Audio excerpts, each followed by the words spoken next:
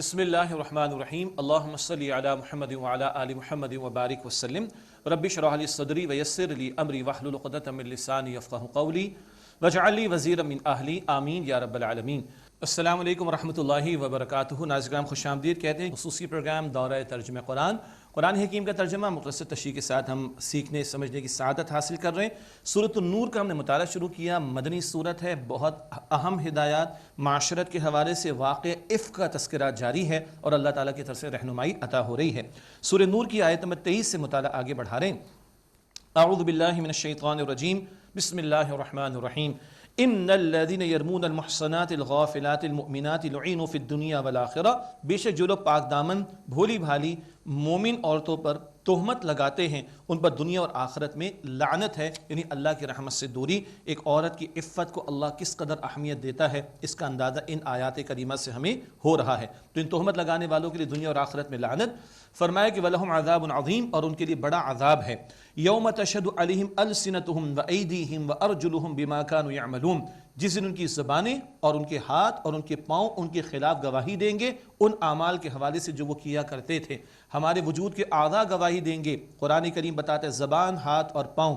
سورہ حامیم السجدہ آیت 20 اور 21، کان، آنکھ اور کھالوں کا ذکر آتا ہے۔ یہ 6 اعضاء انسان کے اندر سے گواہی دیں گے۔ اللہ تعالی ہمارے حساب کو آسان فرمائے۔ دنیا سے چھپیں گے، اپنے آپ سے کیا چھپیں گے؟ اور دنیا سے بچیں گے کہ اللہ تعالیٰ سے بچ سکتے؟ اللہ ہم سب کے حساب کو آسان فرمائے۔ یومئذ یوفیہم اللہ دینہم الحق ویعلمون ان اللہ هو الحق المبین، اس دن اللہ انہیں ان کا بدلہ ٹھیک ٹھیک پورا دے گا اور وہ لوگ جان لیں گے کہ اللہ تعالیٰ یہ برحق ہے، حق کو ظاہر فرمانے والا۔ الخبیثات للخبیثین والخبیثون للخبیثات، گندی عورتیں گندے مردوں کے لیے اور گندے مرد گندی عورتوں کے لیے ہیں۔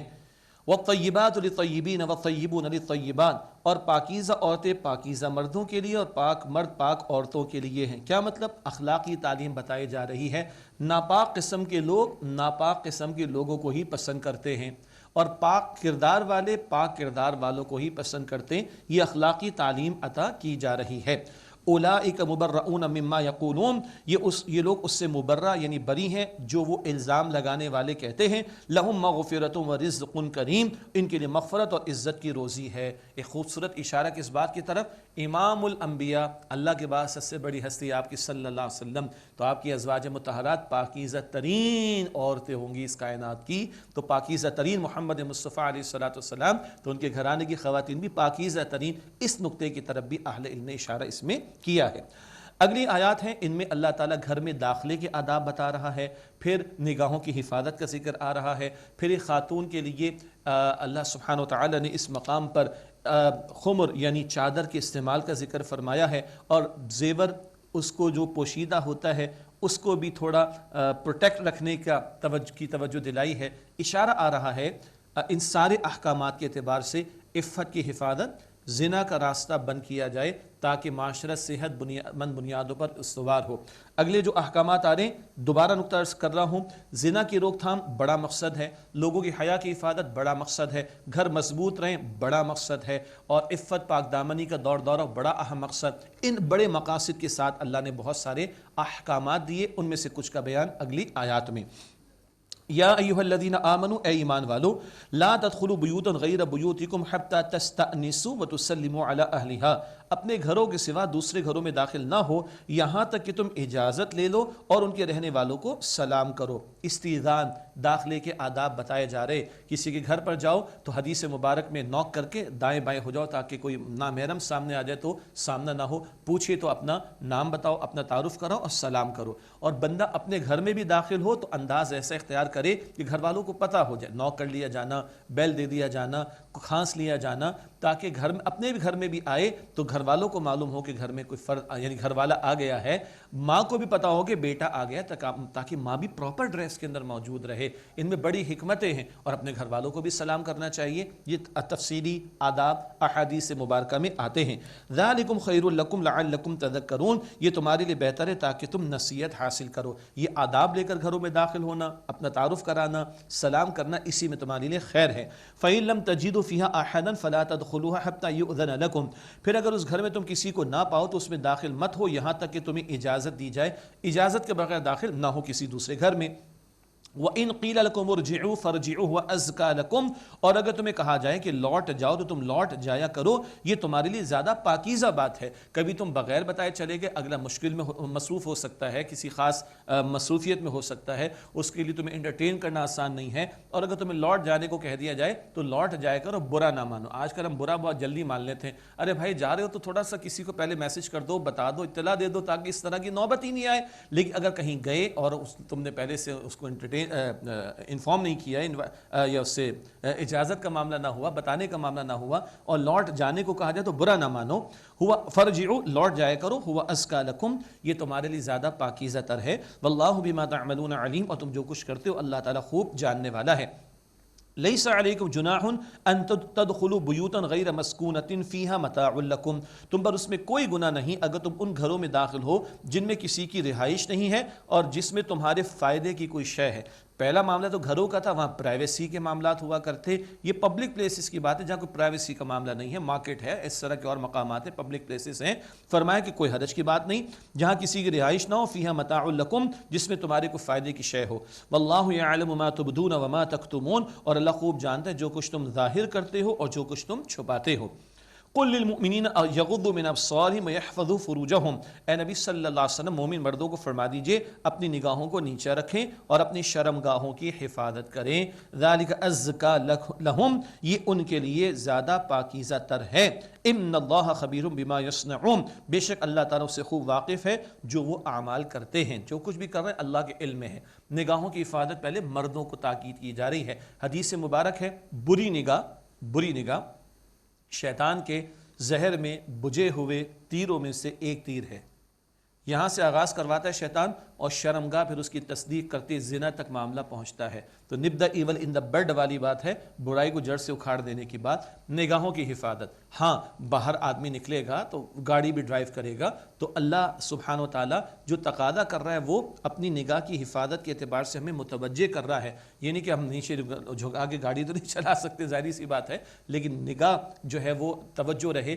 شیطان یہاں سے تو نامحرم پر نگاہ پڑتی ہے، اور برے ارادے کے ساتھ جب ڈالے گا آدمی تو وہاں سے گناہ کا معاملہ شروع ہوتا ہے۔ لیکن وہاں تک بھی کیوں بندہ جائے کہ گناہ کے اندر پڑ جائے؟ تو پہلی نظر، وہ معروف حدیث سب کو یاد ہے، حضرت پہلی نظر معاف ہے، وہ پہلی نظر جو بلا ارادہ جائے وہ معاف ہے۔ یہ نہیں کہ نظر ڈالو پہلے جان بوجھ کر کہو کہ پہلی ہے اور ابھی 3-4 منٹ لگیں گے اس کے بعد ہٹے گی، یہ اپنے دل کو بہلانے کی بات ہے۔ اللہ کے دین کے ساتھ کھلواڑ نہیں کرنا چاہیے۔ اس طرح کی جو باتیں لوگوں کی طرف سے آتی ہیں یہ خواہ مخواہ معاف کیجیے گا، یہ ٹیز کرنے والے جو اسٹائل ہوتے ہیں نا، کل اللہ کے یہاں جواب دینا پڑے گا، کھلواڑ نہ کیا جائے اللہ کے دین کے ساتھ۔ پہلی نظر جو بلا ارادہ ہو، اللہ کے رسول علیہ السلام نے فرمایا کہ معاف ہے، ارادے کے ساتھ ہو پھر اس میں برائی کا عنصر بھی آ جائے، برا ارادہ بھی آ جائے، یہ قابل مؤاخذہ ہے۔ اور حدیث میں یہ بھی ذکر آیا جہاں نظر نہیں جانی چاہیے وہاں سے بندہ محفوظ رکھتا ہے اپنی نگاہ کو، اللہ اس کو ایمان کی حلاوت مٹھاس عطا فرماتا ہے۔ that can be felt, that cannot be elaborated، وہ فیل اور محسوس کی جا سکتی، بیان نہیں کی جا سکتی۔ اللہ ہم سب کو توفیق عطا فرمائے۔ اور فرمایا کہ تم اپنی نگاہ، اے نبی علیہ السلام مومن مردوں سے فرما دیں نگاہوں کو نیچا رکھیں اور شرمگاہوں کی حفاظت کریں، یہ ان کے لیے زیادہ پاکیزہ تر ہے۔ ان اللہ خبیر بما یصنعون، بے شک اللہ تعالیٰ اس سے خوب واقف ہے جو وہ کرتے ہیں۔ اب مومن عورتوں کو بھی نگاہوں کی حفاظت کی تعلیم۔ وقل للمؤمنات یغضضن من ابصارہن، اور آپ فرما دیجیے مومن عورتوں کو وہ نیچے رکھیں اپنی نگاہوں کو، ویحفظن فروجہن، اور اپنی شرمگاہوں کی حفاظت کریں۔ پہلے مردوں کو تعلیم اس لیے کہ مردوں کا عورتوں کو دیکھنا زیادہ فتنے کا باعث ہے، لیکن عورتوں کو بھی نگاہوں کی حفاظت کی تعلیم عطا کی گئی، لیکن مردوں کا معاملہ زیادہ فتنے کا باعث ہے عورتوں کو دیکھنے کا۔ یہی وجہ ہے کہ خواتین کے چہرے کے پردے پر تو کلام ہوتا ہے، آرا ہیں، ہم بات کر لیں گے انشاءاللہ تعالی۔ مرد کے چہرے کے پردے کی بات کبھی نہیں کی جاتی، اس لیے مرد کا ایک عورت کو دیکھنا یہ زیادہ فتنے کا باعث ہے۔ البتہ اللہ کا کلام عورتوں کو بھی نگاہوں کو نیچے رکھنے کی تعلیم دیتا ہے۔ وَقُلْ لِلْمُؤْمِنَاتِ يَغْضُضْنَ مِنْ أَبْصَارِهِنَّ وَيَحْفَظْنَ فُرُوجَهُنَّ، اور آپ فرما دیجئے مومن عورتوں کو وہ نیچے رکھیں اپنی نگاہوں کو اور اپنی شرمگاہوں کی حفاظت کریں۔ ہاں مجھے خیال دل میں آیا، کیسی باتیں قرآن پاک میں پڑھ رہے ہیں؟ یہ قرآن پاک وہی ہے جس پہ نماز اور روزے کا حکم ہے جو ہم عمل کر رہے ہیں، وہی قرآن حکیم ہے جو یہ احکامات بھی دے رہا ہے، اور یہ اللہ کے احکامات ہیں، کسی مولوی صاحب یا مفتی صاحب کے نہیں ہیں۔ وہ تفصیلات بتاتے، اللہ ان پر اپنی رحمت نازل فرمائے، یہ اللہ تعالیٰ کے احکامات ہیں۔ معاشرہ دوسرے ڈگر پر چل پڑا ہے تو ساری دنیا الٹی ہو جائے، اللہ کے کلام میں تو تبدیلی نہیں ہو سکتی نا۔ ہم اپنے آپ کو سیدھا کریں، کلام تو ہے اللہ تعالیٰ کو، تعلیم تو ہے اللہ کے رسول علیہ الصلوۃ والسلام کی، اگر معاشرے میں اس کے خلاف باتیں ہو رہی ہیں اور معاشرے میں اس کی نافرمانی کی جا رہی ان احکامات کی، تو معاشرے کو درست کرنے کی ضرورت ہے، نہ کہ اللہ کے کلام میں تبدیلی کرنے کی بات یا کوئی ڈیفینسو موڈ والی بات، نہیں یہ بیان کریں گے تو فلاں ناراض، وہ بیان کریں گے تو فلاں ناراض، تو بیان کیا کریں گے بھائی؟ اللہ کی ناراضگی، بھائی ایک کو راضی کرنا آسان ہے نا، ایک کی ناراضگی سے بچنا آسان ہے، سب کو راضی کرنے کے چکر میں کوئی راضی نہیں ہوگا بھائی۔ کلیئرٹی رہنی چاہیے اس معاملے کے اندر، ہاں جہاں کمی ہے کمی کا اعتراف کریں، کوتاہی کا اعتراف کریں، توبہ کریں، اللہ معاف فرمائے گا، اللہ توفیق بھی دے دے گا عمل کی، لیکن اڑ جانا کہ ان احکامات کو ماننا نہیں تو اپنے ایمان کی خیر منائیں، اعتراض کرنا پردے کے احکامات پر، نگاہوں کی حفاظت کے احکامات پر، عفت کی پاک دامنی کی حفاظت کے احکامات پر، اور قوم لوط کی طرح بڑے پاکیزہ بنتے ان کو نکالو اپنے، یہ ٹون اختیار کرنا، پھر اپنے ایمان کی خیر منائیں، یہ اللہ کے عذاب کو دعوت دینے والی بات ہو جائے گی، اللہ حفاظت فرمائے۔ بہرحال فرمایا وَقُلْ لِلْمُؤْمِنِينَ يَغْضُضْنَ مِنْ أَبْصَارِهِنَّ وَيَحْفَظْنَ فُرُوجَهُنَّ، اور آپ فرما دیجئے مومن عورتوں کو کہ وہ نیچے رکھیں اپنی نگاہوں کو اور اپنی شرمگاہوں کی حفاظت کریں، وَلَا يُبْدِينَ زِينَتَهُنَّ، اور اپنی زینت کے مقامات کو ظاہر نہ کریں، إِلَّا مَا ظَهَرَ مِنْهَا، سوائے وہ کہ جو از خود ظاہر ہو جائے۔ ایک نقطہ میں نے کہا تھا نا شروع میں، 6 ہجری کو ذہن میں رکھیے گا، 6 ہجری میں سورہ نور کا نزول، 5 ہجری میں سورہ احزاب کا نزول ہو چکا، سورہ نور اور سورہ احزاب کے موضوعات بڑے ملتے جلتے ہیں۔ 5 ہجری سورہ احزاب کا نزول ہو چکا، گھر سے باہر کے پردے کے احکامات کا بیان ہے، جہاں جلباب کا لفظ آیا سورہ احزاب کی آیت نمبر 59 میں، بڑی چادر جس سے پورا جسم ڈھانپ لیا جائے، اور کئی اہل علم کی رائے ہے کہ چہرے کو بھی چھپا لیا جائے، گو کہ دوسری رائے بھی بیان کی جاتی ہے، بعد میں بات کر لیں گے۔ وہ احکامات گھر سے باہر کے پردے کے سورہ احزاب میں پہلے آ چکے ہیں، یہ احکامات جو ابھی ہم پڑھ رہے ہیں یہ گھر کے اندر کے پردے کے تعلق سے آگے باتیں آ رہی ہیں۔ یہاں جو بات آئی کہ اپنی زینت کو ظاہر نہ کریں الا ما ظہر منہا، سوائے وہ جو از خود ظاہر ہو جائے۔ اب ایک خاتون گھر سے باہر نکلے گی، اس نے عبایا بھی لی ہو، برقع لیا ہو، چادر لی ہو، کوٹ لیا، واٹ ایور اٹ میں بی، اس کے قد کو تو نہیں کچھ کم کیا جا سکتا نا، کیا خیال ہے؟ آؤٹر گارمنٹ ہے وہ اتنا اپیلنگ نہ ہو کہ کسی کی خامہ خواہ نگاہ جائے، یہ بھی مناسب بات نہیں ہے، لیکن اس کا جو آؤٹر گارمنٹ ہے، برقع ہو، عبایا ہو، چادر ہو، بڑی کوٹ ہو، وہ تو نہیں چھپایا جا سکتا۔ ہوا چلے گی، وہ اپنے بھائی کے ساتھ موٹر سائیکل پہ بیٹھی تھی یا گاڑی سے اتر رہی تھی، اگر کچھ حصہ جسم کا کھل گیا ہوا چلنے کی وجہ سے، یہ ہے جو از خود ظاہر ہو جائے، کوئی اس پر مسئلہ نہیں ہے الحمدللہ۔ یہ ہے جو ایک تفسیر اہل علم نے تفسیر میں بیان فرمائی، میں نے آپ کے سامنے رکھ دی۔ وَلْيَضْرِبْنَ بِخُمُرِهِنَّ عَلَى جُيُوبِهِنَّ، اور وہ اپنی اوڑھنیاں اپنے گریبانوں پر ڈالے رہیں۔ یہ خمر کا لفظ جو ہے نا، خمار واحد ہے اس کا، یہ ایسی چادر کو کہتے ہیں کہ سر پہ ڈال دی جائے اور سینے پہ ڈال دی جائے، جس کو آج کل ہمارے ہاں دوپٹہ، اب تو دوپٹہ بھی کیا رہ گیا، بس وہ تکلفاً 2 ڈنڈیاں لکیری سی نظر آتی ہیں، بس اس دوپٹے کی بات نہیں ہو رہی۔ ہمارے دین کی تعلیم کے مطابق اور ہماری روایات اور اقدار کے مطابق بھی سر پہ ڈال دیا جاتا ہے، سینے پہ ڈال دیا جاتا ہے، ہاں باریک نہ ہو، چادر کہے دوپٹہ کہیں بڑا کافی ہے۔ یہ ہے جو ایک خاتون اپنے گھر میں ہو اور گھر میں جو محرم افراد ان کے سامنے اس طرح اس انداز سے آ جائے، کفایت کر جائے گا۔ کوئی برقع اور کوئی عبایا کی گھر میں ضرورت نہیں ہے، یہ خمار چھوٹی چادر کو کہتے ہیں۔ اور سورہ احزاب 59 میں جب ہم بات کریں گے، جلباب وہ بڑی چادر ہے، وہ گھر سے باہر کا معاملہ، یہ گھر کے اندر کا معاملہ، تو سر پہ ڈال لیا جانا اور سینے پہ ڈال دیا جانا یہ اپنے محرم کے سامنے کفایت کرے گا۔ شوہر بیوی کا معاملہ تو بالکل مختلف ہے، لیکن بیٹی باپ کے سامنے ہو، بہن بھائی کے سامنے ہو، اینڈ سو آن، محرم کے سامنے ایک خاتون ہو تو یہ چادر کفایت کر جائے گی کہ سر پہ ڈال دی جائے، سینے پہ ڈال دی جائے، کافی ہے، باقی معمول کا لباس تو پہن رکھا ہوگا۔ آگے سنیے گا، وَلَا يُبْدِينَ زِينَتَهُنَّ إِلَّا لِبُعُولَتِهِنَّ، اور اپنی زینت کے مقام کو ظاہر نہ کریں۔ ضمناً ایک بات ہے آگے بھی آ جائے گی، زینت، کسی خاتون کی زینت کا اہم ترین مقام کیا ہے؟ اس کا چہرہ، کہتے ہیں ساری ایڈورٹیزمنٹ کس پہ کی جاتی ہے؟ چہرے پہ کی جاتی ہے، جو کہ غلط ہے ہمارے نزدیک، کہ عورت کی تذلیل کی جاتی ہے، اس کو دکھا کر پروڈکٹ لوگ بیچتے ہیں۔ اب تم عورت کو بیچ رہے ہو کہ پروڈکٹ کو بیچ رہے ہو، یہ ایک الگ بحث ہے، لیکن زینت اصل کہاں ہے؟ چہرے کے اوپر ہے۔ اس نقطے کو ذہن میں رکھیے گا، بعد میں بھی کام آئے گا انشاءاللہ۔ وَلَا يُبْدِينَ زِينَتَهُنَّ إِلَّا لِبُعُولَتِهِنَّ، اور اپنی زینت کے مقام ظاہر نہ کریں سوائے اپنے شوہروں پر۔ آگے ایک طویل لسٹ ہے، سنتے جائیے گا۔ سوائے اپنے شوہروں پر، او آبائہن او آبائی بعولتہن او ابنائہن او ابنائی بعولتہن او اخوانہن او بنی اخوانہن او بنی اخواتہن او نسائہن او ما ملکت ایمانہن، بہت ساری لسٹ ہے۔ سوائے اپنے شوہروں پر، یا اپنے باپ، یا اپنے سسر، یا اپنے بیٹوں، یا اپنے شوہر کے بیٹوں، یا شوہر کی دوسری بیوی سے بھی تو اولاد ہو سکتی، یا اپنے شوہر کے بیٹوں یا اپنے بھائیوں کے سامنے، یا اپنے بھتیجوں یا اپنے بھانجوں یا اپنی مسلمان عورتوں کے سامنے۔ اپنی مسلمان عورتیں، بعض علماء فرماتے ہیں ایک مسلمان عورت غیر مسلم عورت سے اسی طرح حجاب کا معاملہ کرے جیسے باہر مردوں سے کرتی۔ اللہ اکبر، بعض اہل علم نے یہاں تک بیان فرمایا، اور بعض فرماتے بس اپنی جان پہچان کی قریب عورتیں ان کے ساتھ ذرا معاملہ رہے گا، اور دور دراز کی ہوں تو ان کے ساتھ پورے حجاب کا اہتمام کرنے کی کوشش کی جائے۔ یہاں تک اہل علم نے احتیاط کرنے تک کی بات کی ہے۔ او ما ملکت ایمانہن، یا ان کی اپنی کنیزیں، او تابعین غیر اولی الاربۃ من الرجال، معاف کیجئے گا،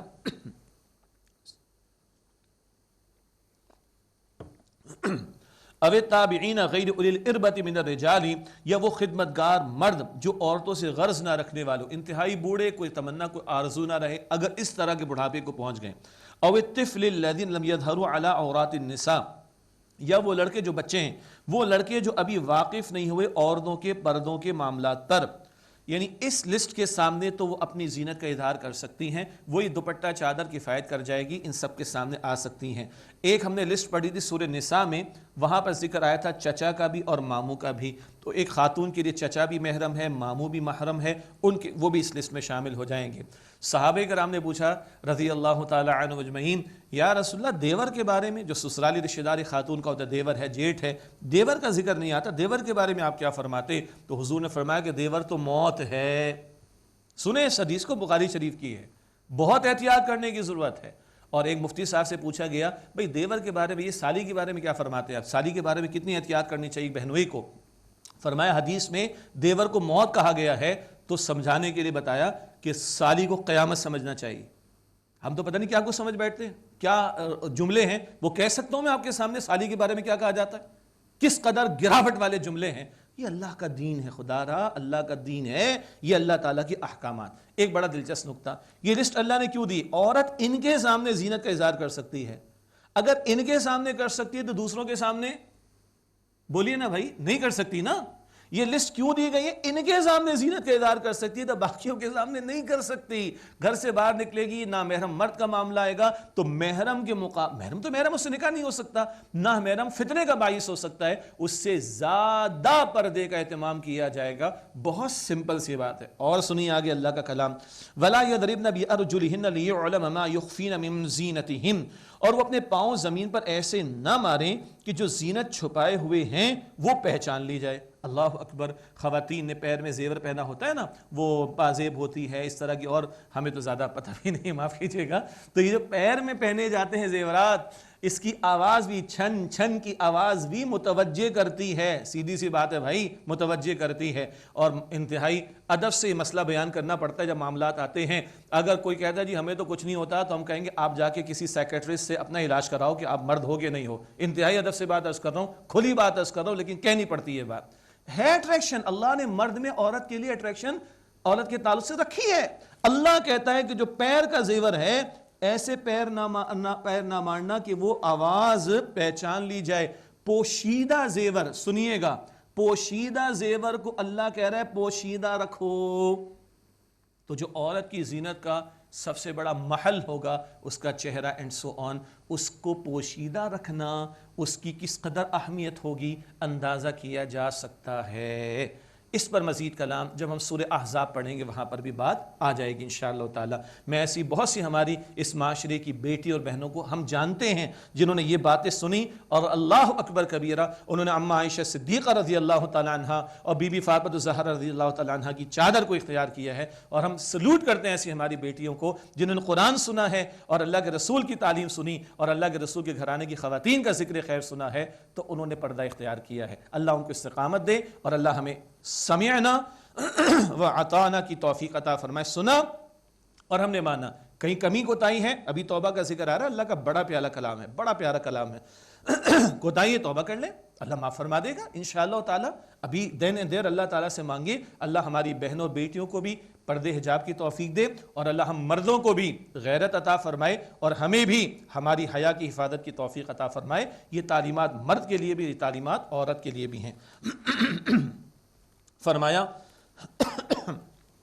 وَتُوبُوا إِلَى اللَّهِ جَمِيعًا أَيُّهَا الْمُؤْمِنُونَ لَعَلَّكُمْ تُفْلِحُونَ، اے ایمان والو تم سب مل کر اللہ تعالیٰ کے حضور توبہ کرو تاکہ تم دونوں جہانوں میں کامیابی حاصل کر سکو۔ یہ معاشرت کے احکامات، یہ پردے کے احکامات، یہ عفت کی حفاظت کے احکامات، ان میں کوتاہی بھی گناہ ہے۔ توبہ کرو اللہ کے حضور سچی پکی توبہ تاکہ تم فلاح پا سکو۔ آگے فرمایا وَأَنْكِحُوا الْأَيَامَ مِنْكُمْ الصَّالِحِينَ مِنْ عِبَادِكُمْ وَإِمَائِكُمْ، اور تم نکاح کرو ان عورتوں کا جو بیوہ ہیں اور اپنے نیک غلاموں اور اپنی کنیزوں کا۔ ایامہ کا لفظ بیوہ خاتون کے لیے بھی آتا ہے، اور ایامہ کا لفظ اہلیل نے فرمایا اس مرد کے لیے بھی آتا ہے جس کی بیوی کا انتقال ہو چکا ہو۔ تو بے نکاح نہ رہے کوئی مرد یا عورت، اللہ اکبر، بیوہ ہے تو نکاح کرا دو۔ اور آج بیوہ کا نکاح کس قدر ہمارے معیوب سمجھا جاتا ہے، زنا کے راستے سب کو معاف کیجئے گا ہضم، نکاح کی بات کی جائے تو وہ ہضم نہیں ہوتا، استغفر اللہ استغفر اللہ۔ تو بیوہ ہو یا ایسا مرد جس کی خاتون کا انتقال ہو گیا تو ترغیب ہے، تشویق ہے کہ نکاح کرا دو، اور سنیں اپنے نیک غلاموں کنیزوں کا، وہ غلاموں کنیزوں کے حقوق تو دیکھیں، ان کا نکاح کرا دو، دین ترغیب دلا رہا ہے، سبحان اللہ۔ اور یہ نکاح کی ترغیب کیوں ہے؟ بے حیائی کا راستہ بند کرنے کے لیے، زنا کے راستے بند کرنے کے لیے۔ نکاح ہم نے مشکل کیا ہے، زنا آسان اس معاشرے میں، زنا کو بند کرنا ہے تو نکاح کو آسان کرنا پڑے گا۔ اللہ ہمیں توفیق عطا فرمائے۔ فرمایا ان یکونوا فقراء یغنیہم اللہ من فضلہ، اگر وہ تنگ دست ہوں گے تو اللہ انہیں غنی کر دے گا اپنے فضل سے۔ واللہ واسع علیم، اور اللہ وسعت والا علم رکھنے والا ہے۔ ہم سمجھتے نکاح بوجھ، خرچے کہاں سے پورے ہوں گے؟ ارے ہم نے جو مشکل بنا رکھی ہے وہ بوجھ ہے۔ سنت کی تعلیم کے مطابق نکاح کریں، نکاح کا اعلان ہے، چھواروں کی تقسیم وہ شوہر کے ذمے، ایک ولیمے کی دعوت شوہر کے ذمے، باقی اپنی بیوی کے اخراجات۔ تو نکاح کیا ہے؟ نکاح کا اعلان گواہوں کی موجودگی میں، چھواروں کی تقسیم مرد کے ذمے، ولیمے کی دعوت جو سہولت سے ہو، اس کے بعد ایک گھر کمرہ کرائے کا ہو تو بھی ٹھیک ہے، اس میں بھی زندگی گزر جاتی ہے، اور بیوی کے اخراجات شوہر کے ذمے۔ یہ آسان بات ہے، ہم نے جو مشکل بنا رکھا وہ ہمارا معاملہ۔ باقی احادیث میں ذکر آتا ہے نکاح کر لو تم غنی ہو جاؤ گے۔ ایک صحابی کو حضور نے مشورہ دیا، ایک کیا، دوسرا کیا، تیسرے نکاح کے بعد وہ خوب غنی ہو گئے، سبحان اللہ۔ ہمارا الٹا چل رہا ہے معاملہ، ہم سمجھتے ہیں نکاح تو بڑا بوجھ کا معاملہ۔ قرآن پاک کہتا ہے اللہ جو ہے وہ یغنیہم اللہ من فضلہ، اپنے فضل سے غنی فرما دے گا، یہ نکاح تمہیں غنی کر دے گا، اللہ کے فضل کا مستحق بنا دے گا۔ واللہ واسع علیم، اور اللہ تعالیٰ خوب وسعت والا، علم رکھنے والا ہے۔ وَلْيَسْتَعْفِفِ الَّذِينَ لَا يَجِدُونَ نِكَاحًا حَتَّى يُغْنِيَهُمُ اللَّهُ مِنْ فَضْلِهِ، اور چاہیے کہ بچتے رہیں، یعنی پاک دامن رہیں وہ لوگ جو نکاح کی قدرت نہیں پاتے، یہاں تک کہ اللہ تعالیٰ انہیں اپنے فضل سے غنی فرما دے۔ ظاہری بات ہے کسی کو، ایک خاتون کو بندہ اپنی بیوی بنا رہا ہے تو بنیادی خرچے تو پورے کر رہے ہوں گے، اگر ابھی اس کی بھی سکت نہیں آ رہی، لمبے چوڑے ہائی فائی خرچوں کی بات نہیں کر رہا، بیسک خرچوں کی بات کر رہا ہوں، نیڈز کی بات کر رہا ہوں، لگژریس اسٹائل کی بات نہیں کر رہا، لائف اسٹائل کی، تو اگر ابھی نہیں تو اللہ تعالیٰ غنی کر دے گا جب تک وہ کیا رہے، بچتے رہیں۔ اور احادیث مبارکہ میں روزہ رکھنے کی بھی تلقین کی گئی کہ اس سے کنٹرول کرنا، ضبط کرنا آسان، مگر روزے بہرحال رکھے ایک بندہ، اور حدیث مبارک میں تعلیم سر آنکھوں پر، لیکن اس کے ساتھ نکاح کو آسان کرنے کی ترغیب بھی دلانی چاہیے، ورنہ بندہ کب تک روزہ رکھے گا۔ والذین یبتغون الکتاب مما ملکت ایمانکم فکاتبوہم ان علمتم فیہم خیرا، اور ان میں جو تمہارے غلام ہوں، مکاتبت چاہتے ہوں، یعنی غلام اپنے مالک کو کچھ مال دے دے کہیں سے ارینج کر کے تو مالک چھوڑ دے، اس کو مکاتبت کہتے ہیں۔